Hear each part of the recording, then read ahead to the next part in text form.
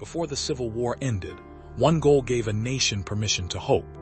The year was 2005, and the Ivory Coast had been torn apart for nearly 3 years. A brutal conflict between the government-controlled South and the rebel-held North, leaving thousands dead, over 1 million displaced, and a country that had once been a beacon of African prosperity now drowning in blood and fear. Welcome to our channel. Discover amazing stories, mysteries, history, and facts from around the world. Don't forget to like, share, follow, and subscribe for more incredible videos. The war had no simple cause. It was about identity, land, religion, and political power. The South, predominantly Christian, saw itself as the rightful leader. The North, largely Muslim, felt marginalized and oppressed. By 2005, the country was split in two, with a buffer zone patrolled by French and UN peacekeepers. Families were separated. Children became soldiers. And every night, the sound of gunfire replaced the laughter of neighbors. But something strange began to happen on the football pitch. The national team, known as the Elephants, had never qualified for a World Cup. Yet in 2005, they were on the verge of history.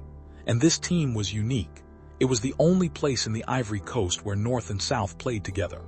Players like Didier Drogba, a striker from the South, and Kolo Touré, a defender from the North, shared hotel rooms, meals, and dreams. The qualifying campaign had been grueling. After a loss to Cameroon, the Elephants faced a do-or-die final match against Sudan in Abidjan, the southern capital. If they won, they would go to the 2006 World Cup in Germany. If they lost, the dream died.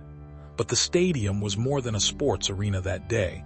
It was the only space where the Civil War did not exist, at least for 90 minutes.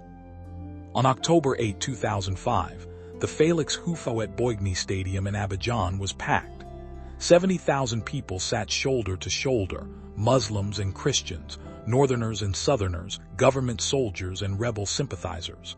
They wore the same orange jersey. They sang the same national anthem, a song many had not heard in years.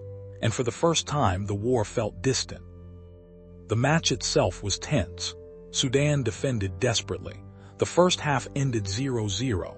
In the dressing room, Drogba gathered his teammates. He did not talk about tactics. He talked about their mothers and fathers, their brothers and sisters, who could not be in the stadium because the war had trapped them on the other side of the front line. He said, "We have to win not for us. We have to win so that our country can believe again." The second half arrived, and with it, a single moment of genius.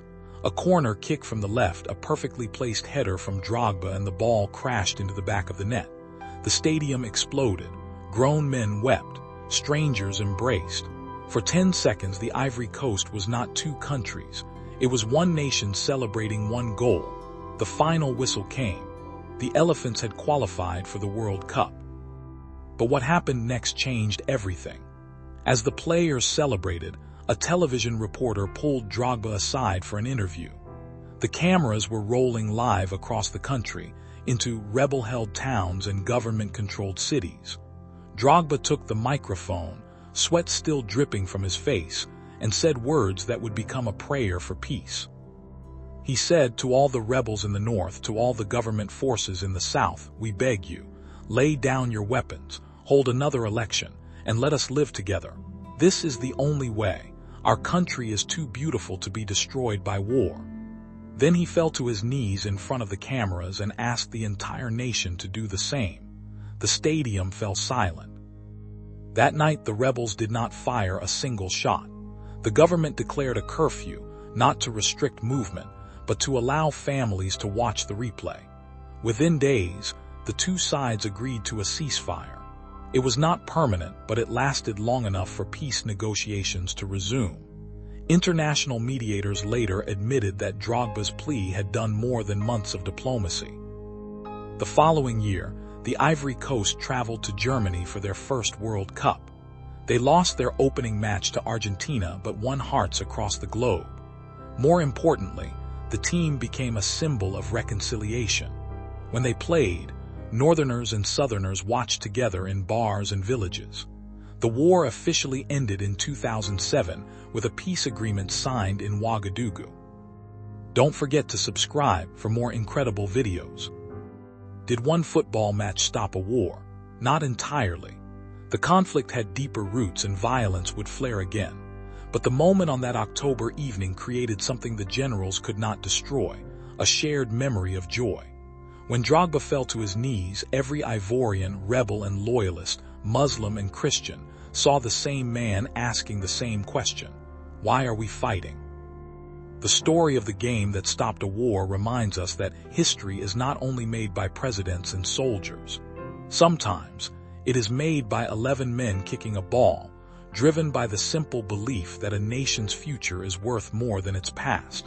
And on that night in Abidjan, football did not end a war, but it gave a broken country permission to imagine peace.